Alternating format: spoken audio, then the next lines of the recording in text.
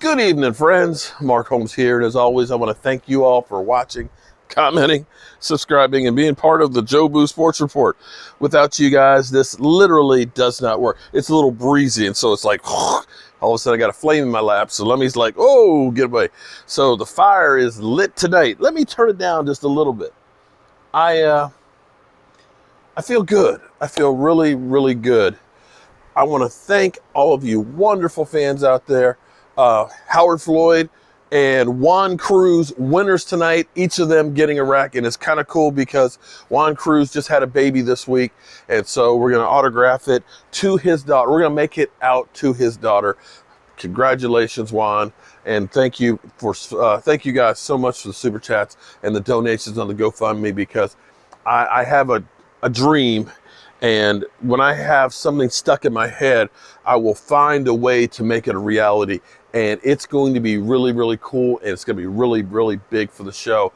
And I could not do it without the help from you guys. And because you guys are helping me, it motivates me and makes me want to do stuff even more. It's 10:30, 10:45 at night. And I have so much freaking energy. I don't know if it's the keto diet. That's what it is. I forgot. Keto, it's weird. Once you get in ketosis, you have, I almost call it like a keto high, because you get this clarity in your mind and you end up having more energy. And I think that's where I'm kind of in right now. I've actually dropped 10 pounds in 3 weeks. So I feel, you may not see quite as much belly right now. So that's always a good thing too. But the live stream was so much fun. Because the Eagles are ass right now, we don't have too many Eagle trolls other than Philadelphia. Philadelphia is our resident Eagle troll, and he's like family. He really is. And from time to time, we'll see Eastside Harold come through, and of course he's got sad days right now with the Texans. And I know it must hurt seeing J.J. Watt being happy to rejoining Hopkins there with the Cardinals. So a couple of people asked, what's going on with the Dak Prescott contract situation? Nobody really knows.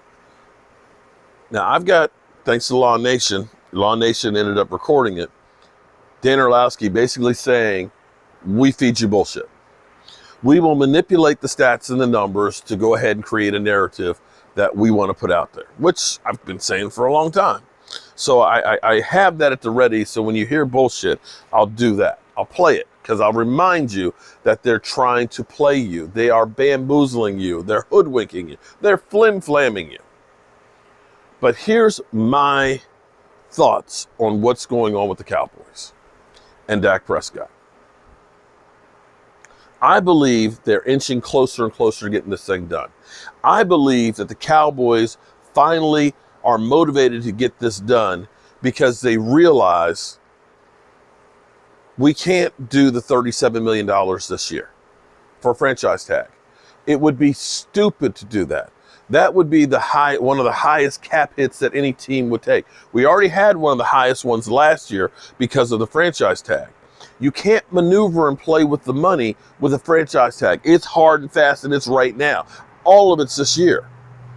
But what they can do is, looking and knowing that they're about to sign a contract for the television that's going to double the amount of money that they made on the last television contract. Double it. They got gambling money that's coming in. They got a 17th game coming in. They know that they gonna get paid. In my state, they've decided that gambling's legal. Gambling's legal, so we see these gambling ads all the time. And they've also now said that, okay, weed is now legal. It won't be able to be sold till 2024, but, hell, it's all legal. So everybody gonna be making money off of that stuff. So you know that you can make these things up down the road. When the Cowboys were going through and they signed D-Law and then they signed Jalen Smith and Lyle Collins, I said back then, and I should look for this video, I said, and Zeke Elliott too. I said the Cowboys were wise to get these contracts done when they did, because down the road, there would be a lot more money and the cap numbers would be bigger. You were actually buying at the peak cost-wise then, but understanding that the market's going to go through the roof. It was like buying Google when it was $5. You know, you say, well, I don't really have the money to buy it. I really can't afford it. But if I can buy it now, I'm going to get paid down the road. And that's where we are with the Dak Prescott situation. You understand that we don't have a lot of money to work with right now, but we have more than most. You can sign Dak Prescott and basically save yourself about $17 to $20 million on this year's cap versus the franchise tag. The Cowboys understand that. And I think the Cowboys are keeping their head down. They're focusing in on the prize, and they're trying to get this thing done. Now, I'm sure they're going to be negotiating hard with Todd France. And what they have to do, here's the bottom line, I believe. What they have to do is at least show Dak respect and love to get this thing done. Understand that Derek Carr, Jimmy Garoppolo, Matthew Stafford, Kirk frickin' Cousins, Matty Ice, all of these guys have been at some point, Andrew Luck, highest paid quarterback in the NFL. And I'm not sure that any of them were ever the best quarterback in football, except maybe Matty Ice, who got an MVP. Because the dollars amount constantly go up. Because if you were to look at value versus the number, they're two totally different things. You have to look at this in totality. $35 million 2 years ago was a hell of a lot more than $35 million is today. $35 million before is $45 million right now, 2 years later. You understand what I'm saying? That's where we're having the same discussion with the talking heads. You can't pay Dak $30 million. That's too much. Okay. The next year, can't pay Dak $35 million. That's too much. Well, you know, right now you're saying pay 30. What was last year's number? You know, right now, can't pay Dak $30 million. He should take 35. Okay. It's constantly moving. It's the same dollar amount. It's just a different year. But I believe because the Cowboys aren't fighting this in the court of public opinion, because the Cowboys haven't slapped that franchise tag on them, because we haven't seen the Dallas Cowboys doing a whole bunch of restructuring contracts to free up cash, because they will need it. In order to franchise tag them, they have to have that $37.7 million on the 15th of March. And they don't have that right now. And they have done nothing to get that number.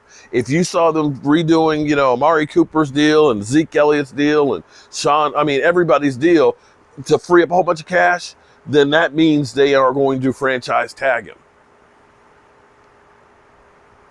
But we'll see. We got a week from tomorrow at 4 o'clock Eastern to figure that out. In the meantime, I'm going to do what I do. I get finished with this video, I'll be researching, checking all the news. We'll go take a shower. I'll sit on the toilet. I'll be researching. Because I'm an old man and have to get up in the middle of the night and go to the bathroom, I take my phone, research it. Wake up in the morning, roll over, rub my wife's behind, research it. So if there's any news on the Dallas Cowboys, I'm going to bring it to you. And if I happen to miss it, Emily Ann, Miss Jackie, Gina, Stuart, somebody will let me know I missed something and to get a video out on it. So you're covered with the Joe Boo Sports Report. With that being said, here comes Roscoe. And I'm going to go take myself a shower and go to bed. I'll see you guys first thing in the morning. Be safe out there.